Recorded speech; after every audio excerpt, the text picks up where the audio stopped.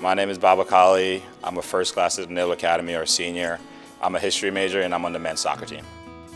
I was born in Liberia. We moved over to Guinea, and then when I was about 2 years old, my dad moved to the United States, and then about 8 years later, when I was 10, me and my sister got our visas to come to the United States, and then a year later after that, my two brothers and my mother got their citizenship as well to come over to the United States. My family has always been there.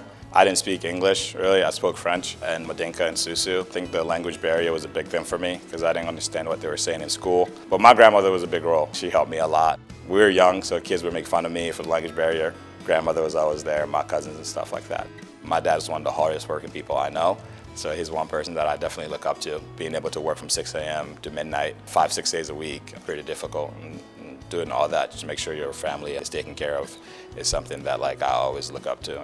My foster dad now is my first soccer coach, John Lawler. He got me my first pair of boots, and I remember I walked over to one of his fields and I got into a scrimmage with his team, and then he was able to help me get on one of the soccer teams. Through that, I started going through the ranks.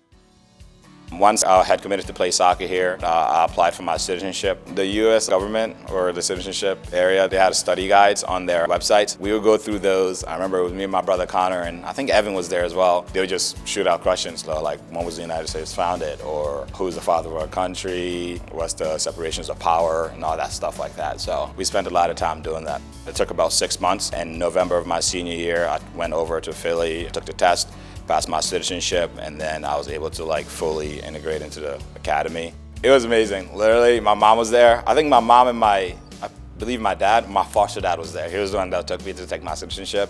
It was just boom, all right, we're done. Now it's up to the next thing. Now I'm a U.S. citizen. I have a U.S. passport, so I guess that was probably the most exciting thing, calling myself truly an American.